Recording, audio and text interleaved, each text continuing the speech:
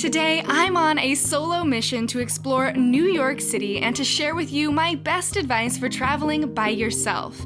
Of the 197 countries I have traveled to, 50 of them were solo. Solo travel unlocks some of life's best experiences, and I have all the tips you need to have fun and be safe anywhere. One of the most important aspects of solo travel happens before you even get on the plane. It's almost like eating your veggies. You have to do your research. And my research process usually starts after I've decided where I want to go, how long I want to stay there, what my budget looks like, what season it's going to be so I know exactly what to pack. Is it high season or shoulder season?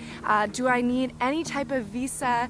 All of these type of things I like to think about ahead of time, and it's really important to prepare, a map of all of the different points of interest that you want to see. It's almost like doing travel homework, which is the most fun type of homework you could have, because you basically just get to dream about all of the amazing places and experiences that you want to have. Once I have decided all of the places tentatively that I want to see, I'll plot them on a map and start figuring out what kind of transportation I'm gonna need to go to those places. Am I gonna rent a car? Am I gonna need a train pass? And everything like this. I like to do this process of planning and creating an itinerary, not only because I don't want to miss out on anything really fun once I arrive, but because being able to have an idea of what you're gonna do as soon as you step off the plane begins to create this type of confidence in you, whether or not you've even been to this place before.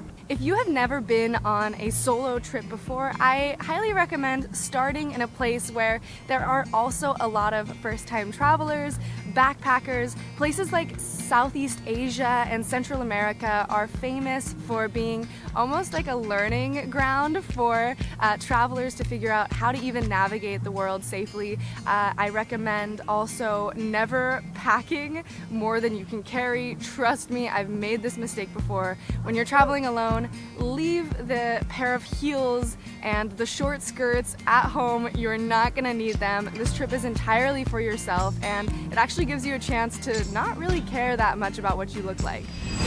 I'm probably going to immediately regret this because I'm going to be covered in leaves, but I gotta do it. And you know what? There's no one around here to judge me for it that I am going to see for more than 10 seconds.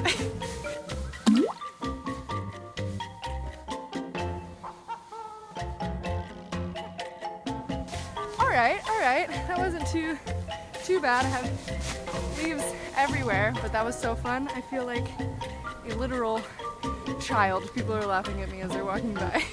Solo travel doesn't mean that you're alone 24/7 while on a trip. It means you're not coming with other people, staying with them, or relying on them for your trip plans. While one of the best aspects of solo travel is meeting others along the way, you're still the only one responsible for your trip. It's absolutely crazy to me to think that there are so many people in the world who let the fact that they can't find anyone who wants to travel with them hold them back from having amazing experiences while traveling. I think this is really sad, and you should definitely not let the fact that your partner doesn't like to travel, or your friends don't want to spend money on travel hold you back from anything. And that being said, I also highly recommend always having at least one person who is aware of your itinerary, who just kind of always knows where you are. You should have location sharing on with a few people on your phone, and to always let them know where you're gonna be, when you're gonna check in again. This is good not only for safety, if in the very rare chance that something could go wrong, but also it's also nice to just share, your new adventurous life with people from home. For this next stop of the day, I wanted to demonstrate to you guys how easy it is to make friends while traveling by yourself. And I'm with these guys. Hey. This is Diego and this is Sam, and I connected with them on Instagram, and actually Diego was a friend of a friend. We've never met before. And also Sam, funny enough story as well, just reached out to Diego as well over Instagram. Yeah, I had no idea who any of these people were, and so I came a couple of weeks ago, reached out to him, staying with him in the city, and everyone's friends now. And actually, Sam, you don't even have like a following really No, on Instagram. not big. I mean, I'm a photographer, videographer, but not big on Instagram, so yeah, you don't need a big following to get in touch with people. Just reach out, be genuine, and yeah, the internet is a kind place. Yes, exactly. And now we're actually going to be getting on this boat back here and taking a little trip around the East River. So let's hop on. Going on epic adventures and creating a genuine bond with new friends is one of my favorite aspects of traveling alone. Diego mentioned earlier that one of Sam's #1 bucket list dreams was to fly over NYC in a doors-off helicopter. I was able to pull some strings and arrange a surprise trip for all 3 of us. Sam had absolutely no idea where we were going next. What are we doing? You're going on a helicopter. What? You're going on a helicopter ride. You joking? No. Shut up. No, I'm not kidding. Yeah, we're not going underground. It's not going to be called underground. It's going to be called all the way up there. Get off, mate. Oh my gosh. You serious? I've been wanting to do this for like 2 years. What? As you guys already know, I'm pretty afraid of heights, and this flight is definitely making me anxious, but I think it'll be worth it, so let's go.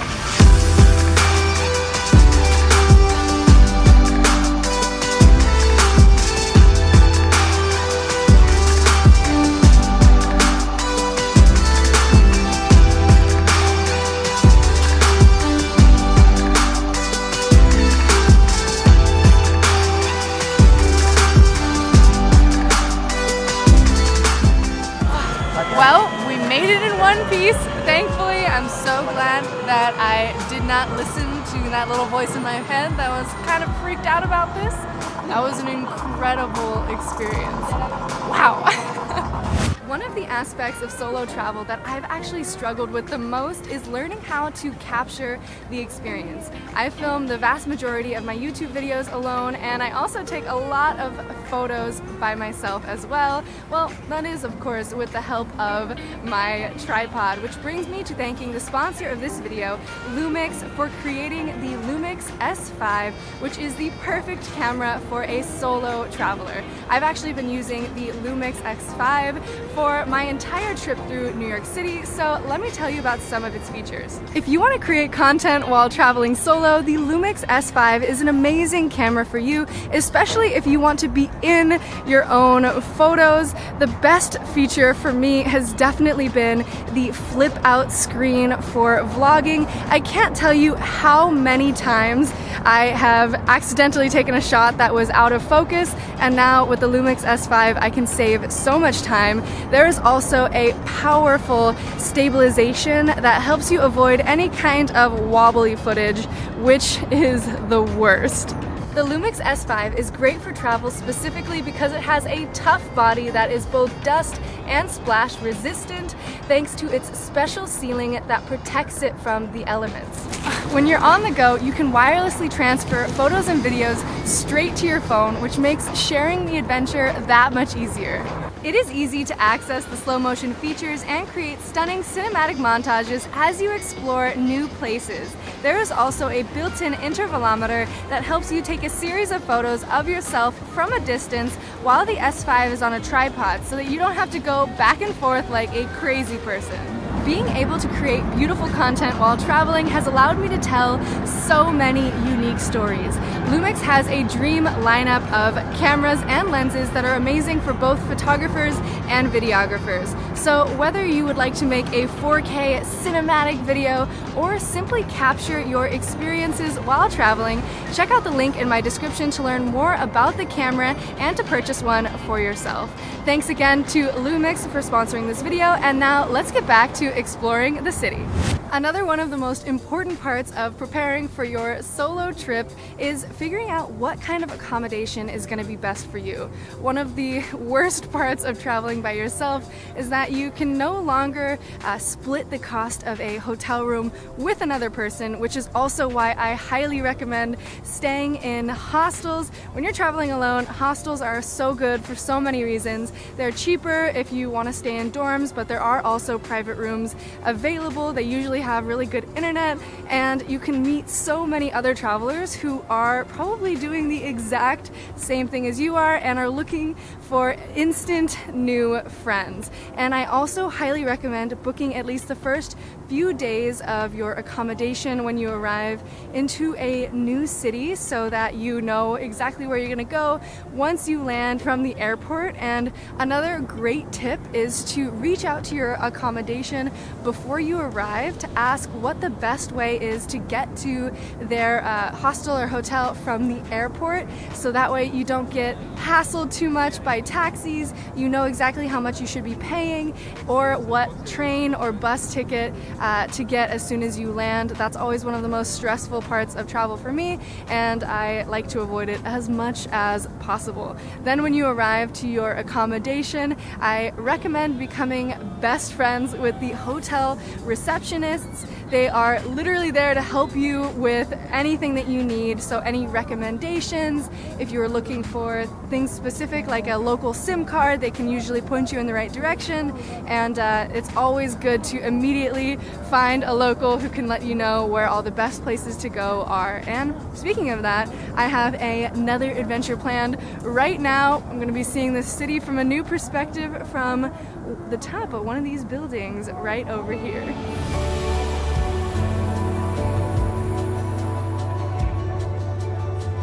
We have now just made it to the 102nd floor of the World Observatory, and wow, the view from this place is absolutely incredible. This is my first time ever coming here, and it is definitely worth a trip. Always study the map when you arrive in a new city to understand what kind of transportation you'll be using there. In New York City, you'll want to take advantage of public transportation. The trains run from north to south and buses run from east to west. While on the subways alone, use common sense. Be aware of pickpocketing, don't stand too close to the tracks, and never get in a train cart by yourself.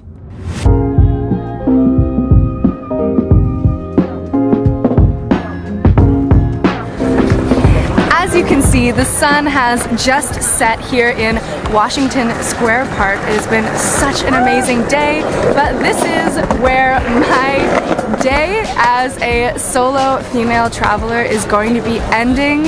I have two golden rules when it comes to traveling by myself, which I am very strict about, and they're definitely not the most fun, but if you take anything away from this video, I hope that it is this.